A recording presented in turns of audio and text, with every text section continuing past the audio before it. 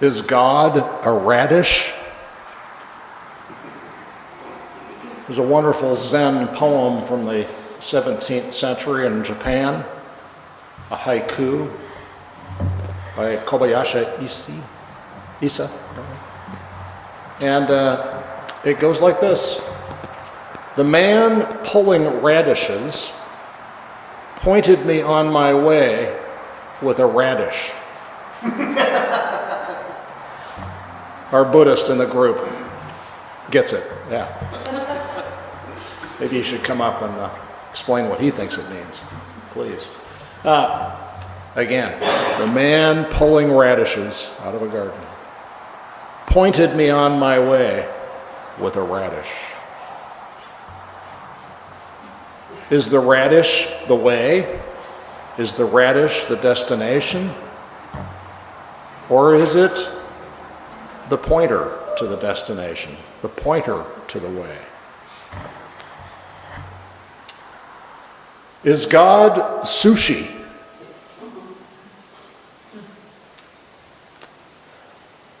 In the Russian language, there is no word for to be. Russians don't use the word is. So you say, we would ask, what's that? And in Russian, it's что это, which means what that. There is no is in Russian. So it gets interesting when you look at the Russian version of the book of Exodus, and you get to this passage, this wonderful passage about Moses encountering the burning bush, and Moses asking the burning bush, and who shall I say is telling me these things from the burning bush? And God's answer in Russian is sushi, which means existence itself.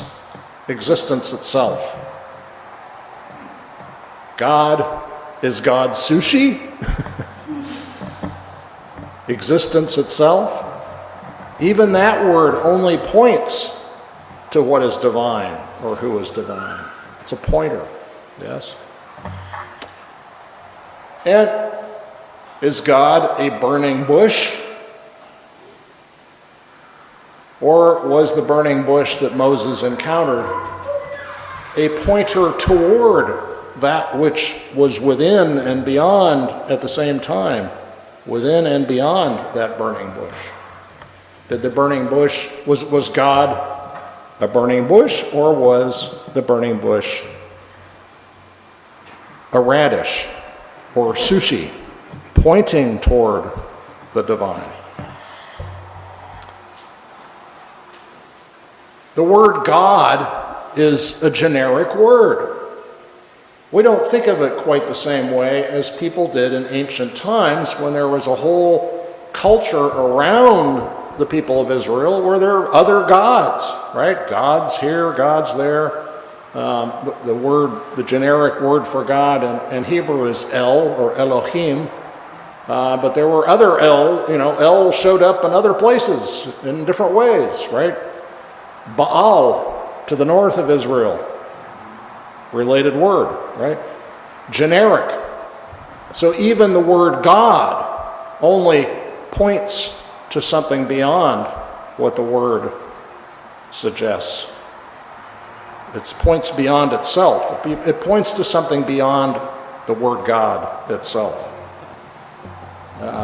The Jewish name, the Hebrew name, that's sort of like the surname, if you will, for God among the Jewish people was, we say Yahweh. But that's only a guess as to how it was said.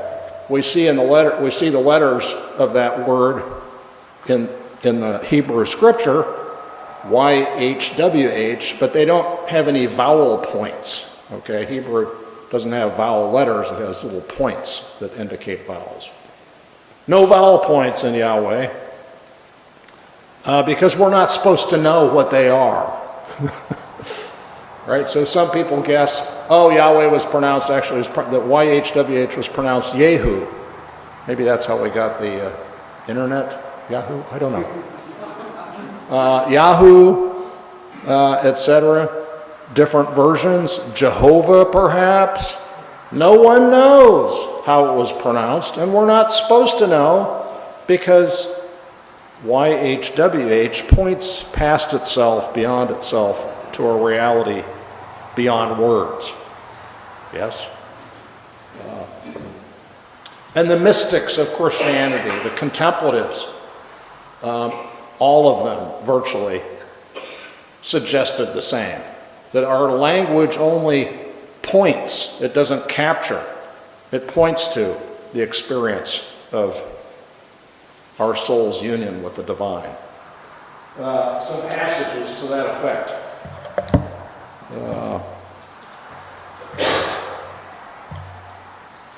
So, medieval era German poem called the mustard seed, or in Latin, the granum sinapis. In Old High German.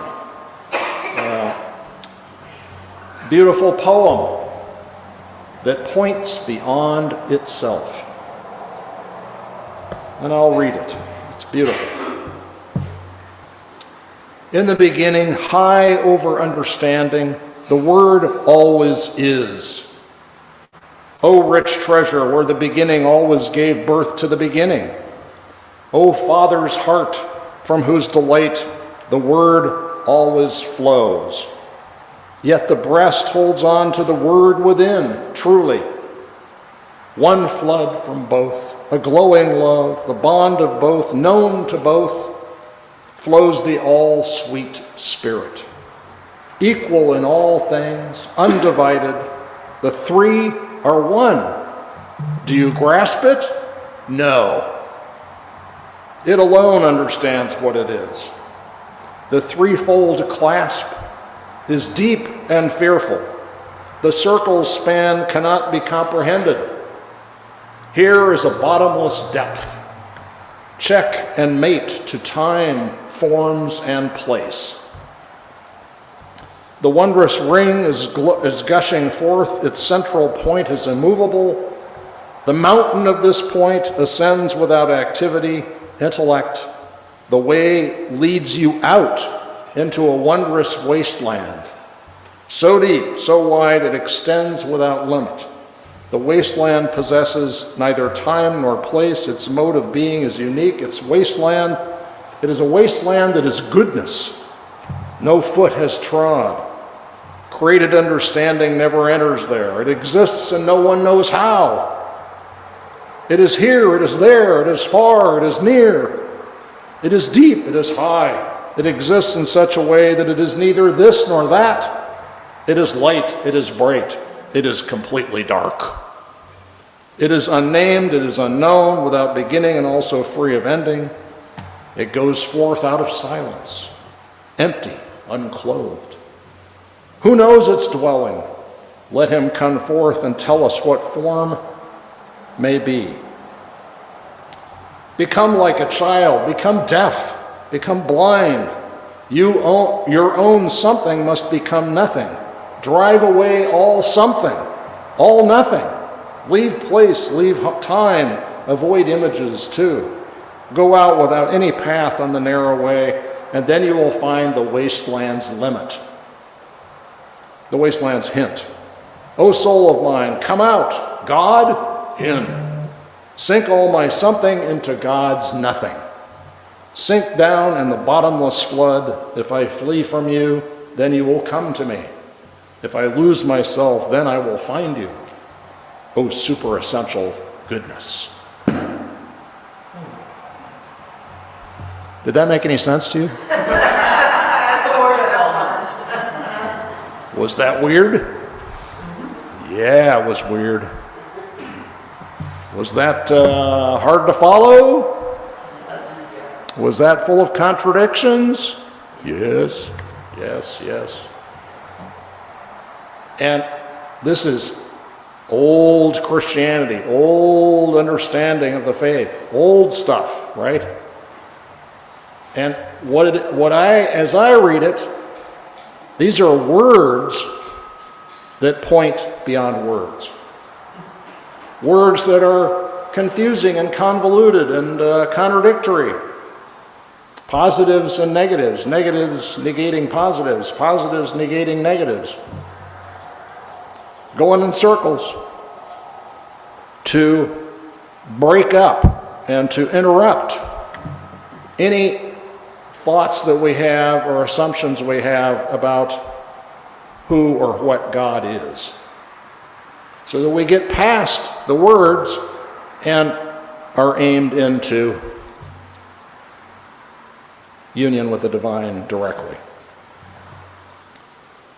This morning, as Mike was reading aloud the passage from Exodus about Moses meeting God in the burning bush, I noticed something very striking to me, and that was that he was leading his flocks, herding his sheep, and it says in the passage, he led them beyond the wilderness. He led the sheep beyond the wilderness. Okay, friends, what is beyond the wilderness? Okay, this is a desert, and somehow he has led them beyond the desert. Okay, what is more deserted than the desert? The Sinai desert. Mount Horeb, which is also known as Mount Sinai. He led them beyond the wilderness.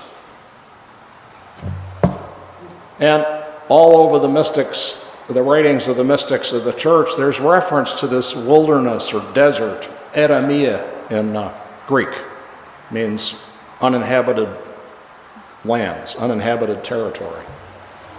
Any kind of wild place beyond civilization, beyond cultivation or cities or towns.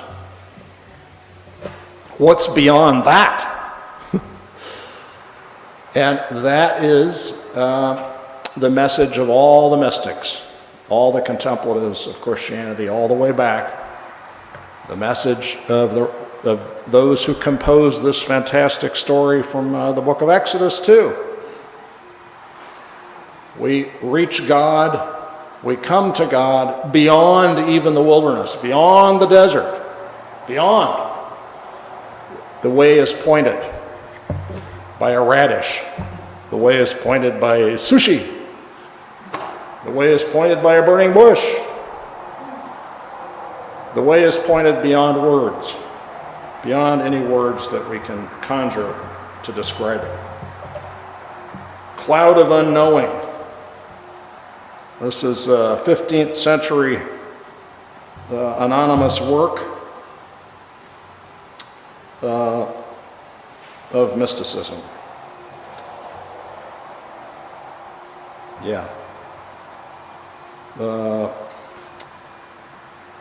Try as you might, this darkness and this cloud will remain between you and your God.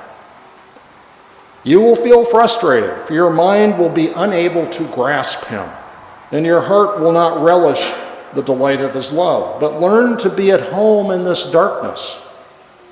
Return to it as often as you can, letting your spirit cry out to him you love. For if in this life you hope to feel and see God as he is in himself, it must be within this darkness and this cloud. But if you strive to fix your love on him, forgetting all else, which is the work of contemplation, I have urged you to begin. I am confident that God in his goodness will bring you to a deep experience of himself. So we follow the radish that points the way. We sniff out the sushi that aims toward this experience. We stare at the burning bush and look within it, beyond just the surface experience of the flames and the plant. And we recognize that there's something there that does not burn up, that does not get consumed by this fire. There's something else behind, within, and beyond this. And it is in It is in this giving up of our knowing, it is in this going beyond the wilderness, going to the desert, beyond the desert, that we come into union with this divine love. May that be so for us.